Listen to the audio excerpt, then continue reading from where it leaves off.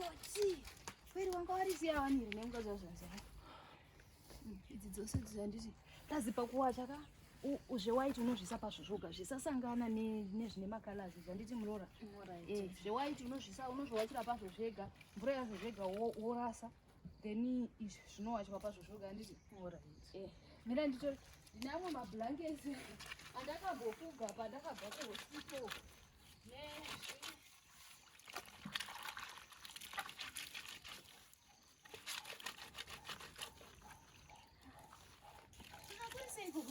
South Africa. Kuri bosha. Kuri banditi. Ana mabhachi awa. Iri kuita kuti rinyatsokusvinika ira nditi. Rinotsvuka munhu ngiri kine maruna. Eni bhutsu dzimwe dzakapedzera kuwachwa muna Juni chaimo. Handiti ka? Wache dzese mukadzi wazvanzi yangu. Makagona makambuya kuzotiona handiti. Mina ndine mamwe machira angu andakapedzera kuwacha. Nausa kuzvinyanya.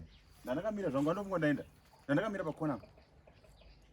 Uneziwa kati gamuchira zvakanaka ukati zororai feel at home. Nawe zvinokubuditsa washini yose yanga iri kupi kubuditsira mukadzi wangu washini yose. Kana ai takauya kuno uzokuona izvo. Atinamboya pano kuzokuzokuzozwe. Takauya pano uzokuona takauya kuzowacha panapa. Tomanye mwe mhuru zvavo.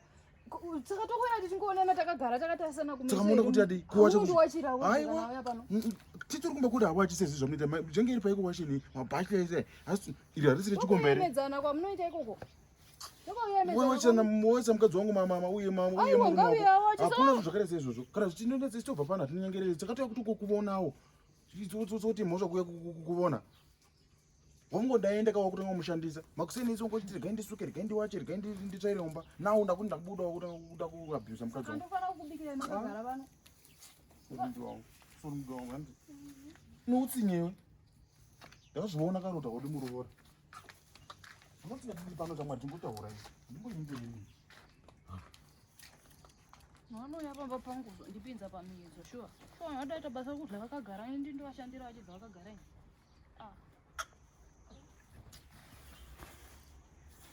sera hangu zvomba izvi ndozozviwacha kana ndapapora ndasimba.